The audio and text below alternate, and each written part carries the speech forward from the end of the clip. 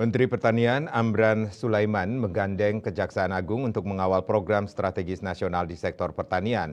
Hal itu dilakukan untuk bisa mewujudkan salah satu program prioritas Presiden Prabowo Subianto, yaitu Indonesia mampu swasembada pangan secepatnya. Sementara itu, Jaksa Agung menyatakan pihaknya akan mendukung sepenuhnya program strategis nasional termasuk di sektor pertanian dalam aspek penegakan hukum. Bismillahirrahmanirrahim. Assalamualaikum warahmatullahi wabarakatuh. Menteri Pertanian Amran Sulaiman meminta dukungan Kejaksaan Agung untuk mengawal program strategis nasional khususnya di sektor pertanian. Amran menjelaskan bahwa salah satu arahan Presiden Prabowo yang sekaligus menjadi program prioritas adalah agar Indonesia bisa swasembada pangan secepatnya, sehingga ke depan Indonesia tidak lagi impor pangan. Atas dasar itu, Amran meminta dukungan dari Kejaksaan Agung untuk mengawal program tersebut dari aspek penegakan hukum. Pengawalan ini dimaksudkan agar pendistribusian sarana produksi pertanian seperti pupuk dan alat pertanian bisa benar-benar sampai ke petani langsung. Amran menyebut kedua sarana produksi pertanian tersebut memiliki nilai yang sangat besar. Pupuk misalnya nilainya mencapai 54 triliun, sedangkan alat pertanian nilainya antara 10 hingga 15 triliun rupiah. Selain memiliki nilai yang tidak kecil, pendistribusian sarana produksi pertanian tersebut juga rawan dari tindakan oknum-oknum yang ingin mengambil untung dari program tersebut. Amran juga mengakui sejak dibukanya pengaduan langsung, pihaknya sering mendapat laporan adanya pungli yang nilainya bisa mencapai 50 juta khusus untuk alat pertanian. Modusnya, oknum tersebut meminta uang tebusan kepada petani atau kelompok tani jika ingin mengambil alat yang merupakan bantuan dari pemerintah yang seharusnya diberikan secara gratis. Sementara untuk pupuk subsidi, Amran juga mengakui bahwa ada oknum yang sengaja menukar pupuk asli dengan pupuk palsu. Dan saat ini sudah ada 4 dari 27 perusahaan pupuk palsu yang sudah diproses hukum.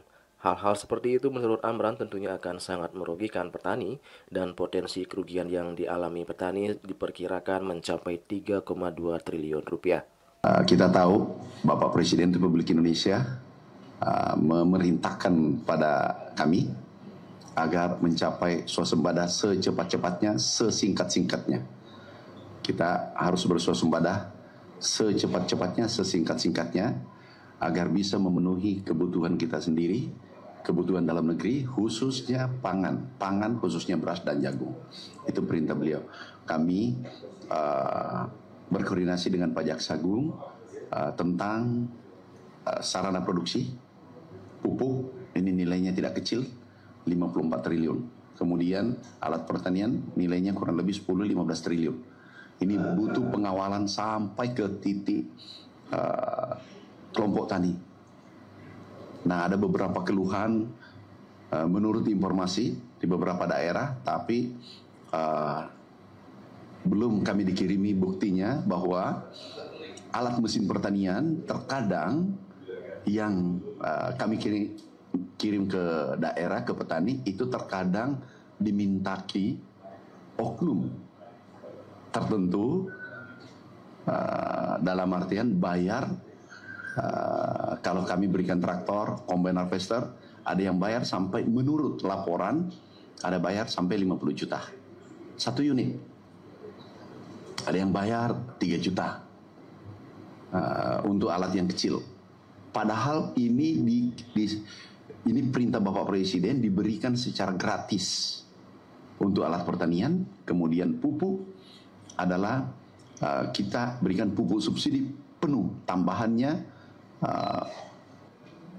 dibandingkan dengan tahun 2023 dari rencana itu menjadi 100%. Nilainya kurang lebih 50 triliun semuanya. Ini butuh pengawalan agar swasembada tercapai. Berikutnya ada pupuk palsu. Ini yang meresahkan petani kita. Pupuk palsu ada 27 perusahaan, ada 4 perusahaan kami sudah kirim ke penegak hukum. Ini merugikan petani kita kurang lebih 3,2 triliun. Sementara itu, pihak Kejaksaan Agung sendiri menyambut baik permintaan dari Kementerian Pertanian. Jaksa Agung ST Burhanuddin menyatakan akan mendukung penuh program strategis nasional termasuk di sektor pertanian dari aspek penegakan hukum. Burhanuddin menjamin akan menindak tegas siapapun yang terbukti bersalah tanpa pandang bulu. Kita akan ngumpulin data dulu ya. Karena ini baru masuk, beliau juga baru tadi dapatnya, dan kita akan kembangkan kita ya. Bapak izin Bapak, sikap tegas dari Kejaksaan Agung terhadap oknum-oknum di lapangan ini Pak? Pasti Anda kan tahu siapa saya tidak akan pandang bulu siapapun. Juli Suwarso dan Ketut Sumadiasa melaporkan.